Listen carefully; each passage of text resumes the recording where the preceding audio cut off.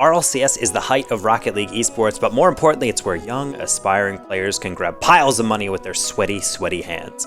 And there is a lot of prize pool money to go around. But while thinking about this money, I started to realize something fun.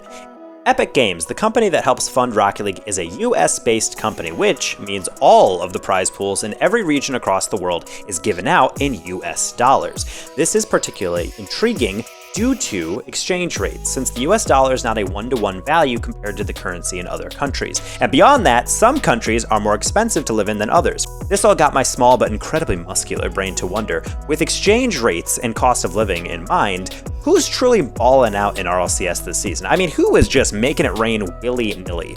In order to calculate this, I wanted to see how much prize pool money that teams and certain players made, and then found cost of living data on the country in which the players reside.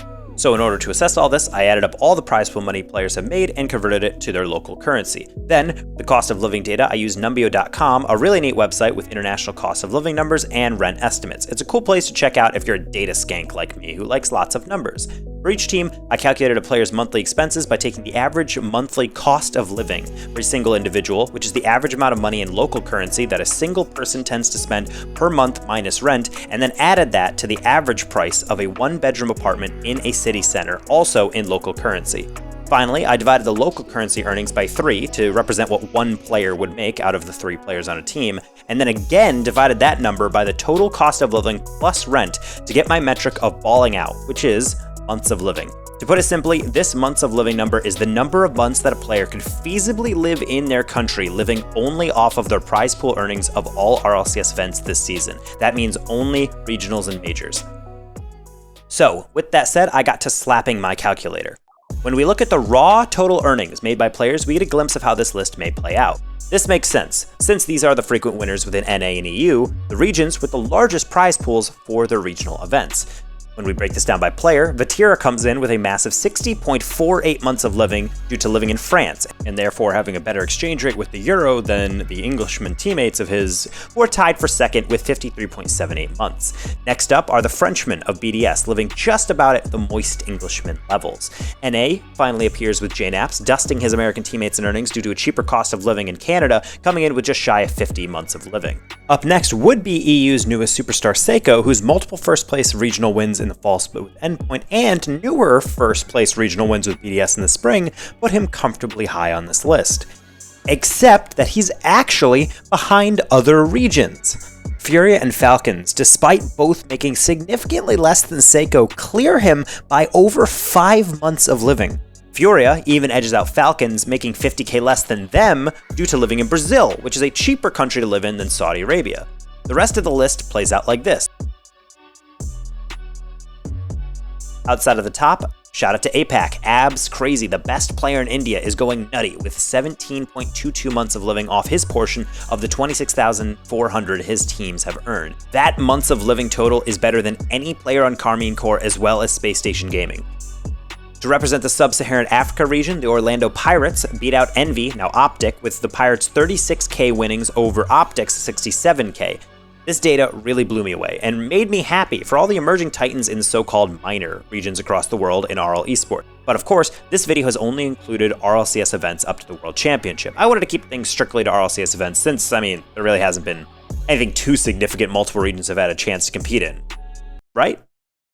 South America's jewel in the crown, the best of their majestic nation of mechanical tricksters and high-ping ranked grinders take international gold for the first time in the region's history. Furia Esports on away soil are your Gamers 8 champions.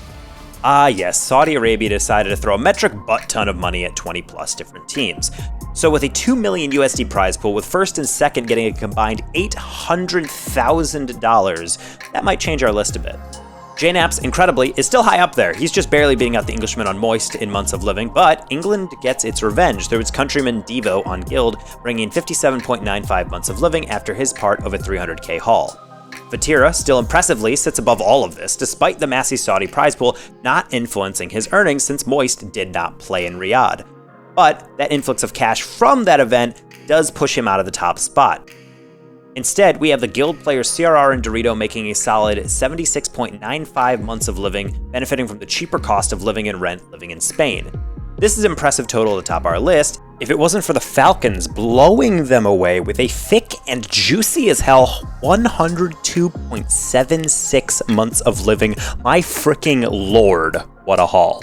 And that only makes it more incredible that Furia busts in with a monumentally absurd 269 nice 0.11 months of living. That is 22.4 years of living in Brazil for the lads on Furia due to their pop-off moment in Riyadh. That months of living total from Furia is even more insane when you consider that FaZe, through Gamers 8 and all RLCS events this season, have made $369,000. If you gave FaZe $1 million flat on top of all of that, they would still be 96 months of living behind Furia. And even with this Saudi tournament involved, EU and NA are still in the mix based on the larger prize pools throughout the season of the regional events. And if we wanted to keep things pure and organic to regular old non-crew battles, 3v3 RLCS Rocket League, the RLCS World Championship is right around the corner with a $2 million prize pool to boast and even further stacks therefore to show off. So I hope you all enjoyed this video. It was super fun to make and took a lot of digging and work. So shout out to Liquipedia and all of their tireless work in making this earnings data available. Numbeo.com for providing all the average cost of living and rent data from all those countries around the world. And of course, you for watching. So if you wouldn't mind, I don't know, subscribing, liking, and following me on Twitter, that'd be super helpful, especially if you enjoyed this video. I'll see you next time.